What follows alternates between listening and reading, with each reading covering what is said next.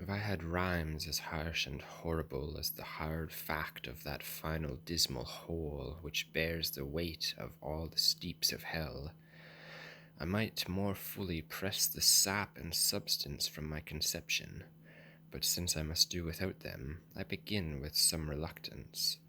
For it is no easy undertaking, I say, to describe the bottom of the universe, nor is it for tongues that only babble child's play. But may those ladies of the heavenly spring who helped Amphion wall Thebes assist my verse, that the word may be the mirror of the thing.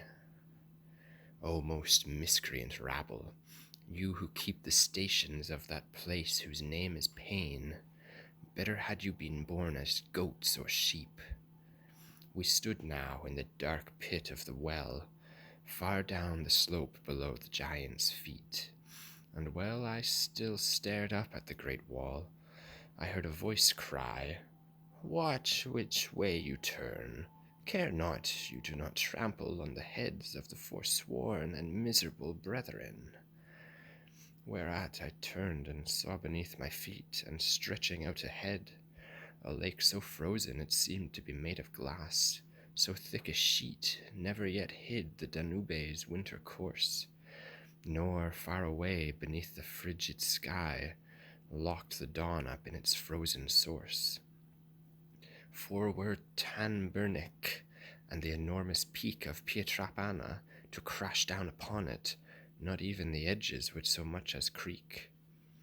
The way frogs sit to croak, their muzzles leaning out of the water, at the time and season when the peasant woman dreams of her day's gleaning, just so the livid dead are sealed in place up to the part at which they blushed for shame, and they beat their teeth like storks.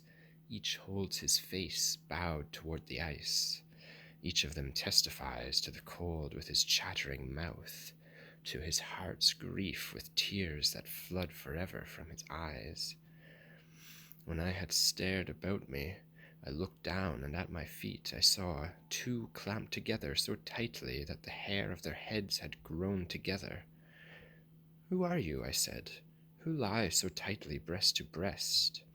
They strained their necks, and when they had raised their heads as if to reply, the tears their eyes had managed to contain up to that time gushed out, and the cold froze them between the lids, sealing them shut again, tighter than any clamp grips wood to wood, and mad with pain they fell to butting heads like billy goats in a sudden savage mood. And a wraith who lay to one side and below, and who had lost both ears to frostbite, said, his head still bowed, "Why do you watch us so?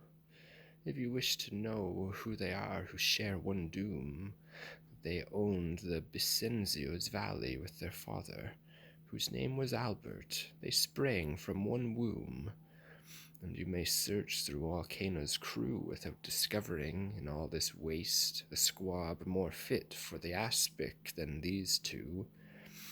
Not him whose breast and shadow a single blow of the great lance of King Arthur pierced with light, nor yet Phocacia, nor this one fastened so into the ice that his head is all I see, and whom, if you are Tuscan, you know well. His name on the earth was Sassol Mascaroni. And I, to tell you all, and so be through, was Camicion de Pazzi. I wait for Carlin, beside whose guilt my sins will shine like virtue. And leaving him, I saw 1,000 faces, discolored so by the cold. I shudder yet, and always will, when I think of those frozen places.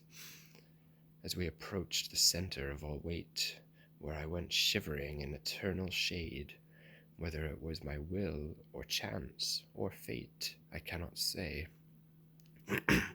But as I trailed my guide among those heads, my foot struck violently against the face of one. Weeping, it cried, "Why do you kick me? If you were not sent to wreak a further vengeance for Monteperti, why do you add this to my other torment?" "Master," I said, Grant me a moment's pause to rid myself of a doubt concerning this one. Then you may hurry me at your own pace. The master stopped at once, and through the volley of foul abuse the wretch poured out, I said, "Who are you who curses others so?" And he said, "And who are you who go through the dead larder of Antenora, kicking the cheeks of others so hard that you were alive you could not kick harder?" "I am alive," I said, "and if you seek fame, it may be precious to you above all else that my notes on this descent include your name." "Exactly the opposite is my wish and hope," he answered. "Let me be, for it's little you know of how to flatter on this icy slope."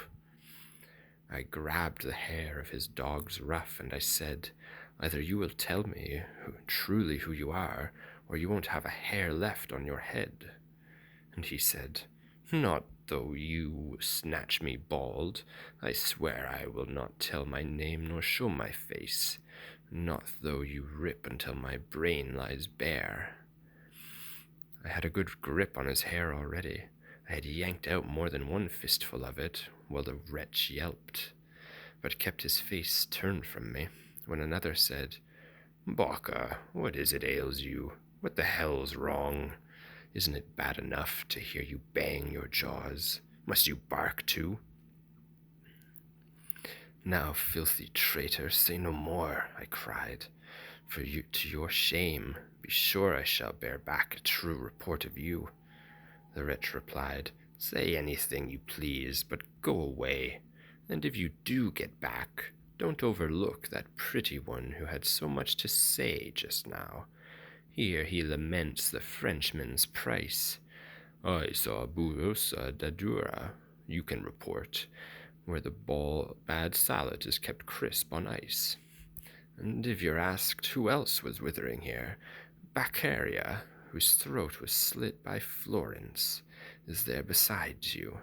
Gianni di Soldanier is further down, I think, with Ganelon and Tebaldello, who opened the gates of Faenza and let Bologna steal in with the dawn." Leaving him then, I saw two souls together in a single hole, and so pinched in by the ice that one head made a helmet for the other. As a famished man chews crusts, so the one sinner sank his teeth into the other's nape at the base of the skull, gnawing his loathsome dinner. Tydeus, in his final raging hour, gnawed Menalippus's head with no more fury than this one gnawed at the skull in dripping gore. "You there," I said, "who show so odiously your hatred for that other, tell me why, on this condition, that if in what you tell me you seem to have a reasonable complaint against him you devour with such foul relish, I, knowing who you are, and his soul's taint, may speak your cause to living memory, God willing the power of speech be left to me."